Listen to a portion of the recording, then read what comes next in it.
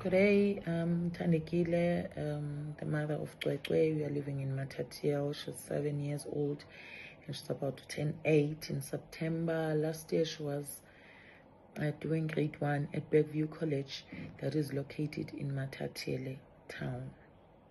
Last year on the 14th of October, I arrived home late because I'm the first to leave home and I'm the last to come back, hence I'm working out of town.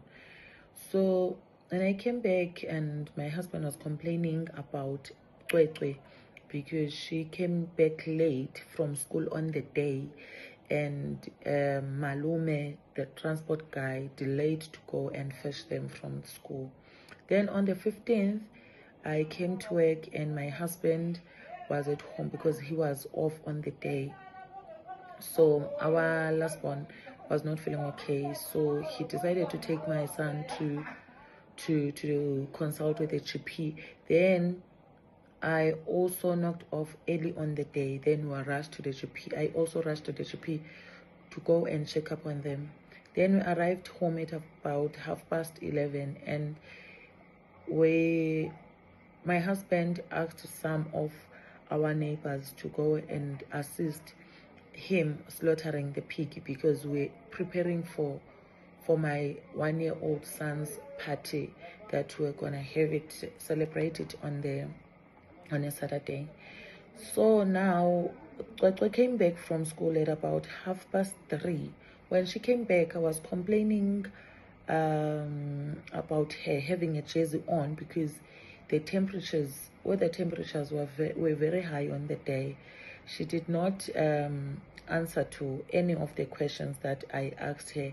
She just unzipped her jacket, and then I saw that even with the pants that she was wearing a gray pants on the day.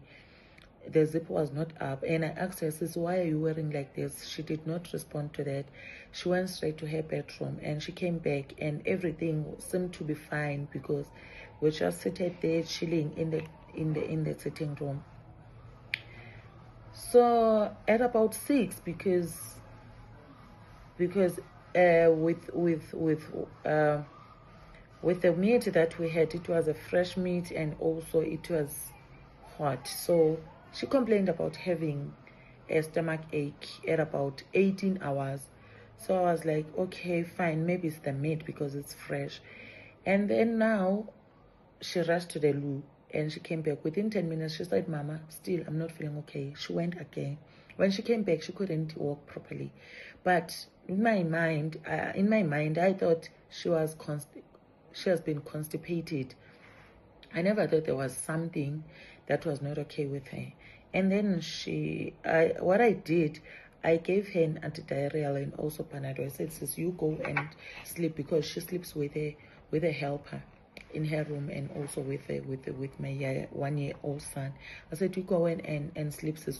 Should you feel anything at night, can you please come and knock at our door?" She said, "Okay." And then she went to sleep. And then now on the 16th now in the morning, I decided to wake up at 4 a.m. so that I cook supper, assisting the helper now, because hence my son was not feeling okay. I was like, okay, maybe he will need more attention today, so I had to assist today. So while I was cooking, I had my husband calling me. He said, "Baby, can you please come to the dining room? I just met with Cwecwe and she's saying she's going to the loo." I asked her, "Sis, what is happening?" She said, "Mama, I couldn't sleep at night.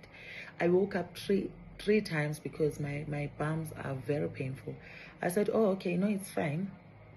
I used the torch, the torch on my phone because there was a load shedding. I said, "Okay, you come this side so that I'll be able to check your bums." And she came. I asked her to kneel on her bed because I wanted to check her bums. And then what I discovered is something that it will never erase on my eyes. The anus was not tight, and the size of the anus was of the size of a tissue, like this one. So this is what happened. Still, rape stuff or whatsoever, it never came into my mind. I asked my husband to come and see because I don't know what is happening with the child now because she's in pain and she's crying. And I can see poop from far, but still she says it doesn't want to come out. And then I decided to take her to the GP.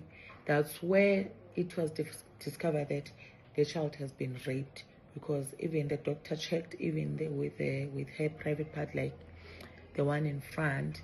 She said no, there are injuries here, and there are fluids with the GP now. So we're referred to a psychologist, and also to go and see and report the case to the police.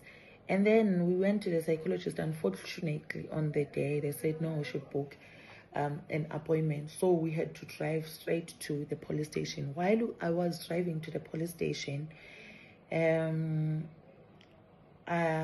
was like, okay, let me just pass by the school so that I tell maybe the class teacher that my daughter is not fine and she's been raped.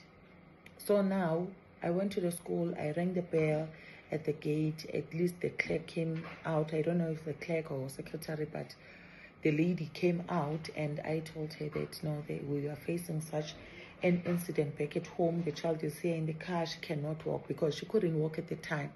Now, so we went straight to the police to report the incident. We attended, and we were escorted to Zela now, to the hospital. And the child was questioned by the social worker on what happened. And the day that we focused on, it was on a Tuesday, the 15th now, not the 14th, when she came back late from school. And when she was like telling everything that happened on the day. Until then, she was attended also by the doctor at Tutuzela, and then semen samples were collected from her. And then I asked the doctor about the walks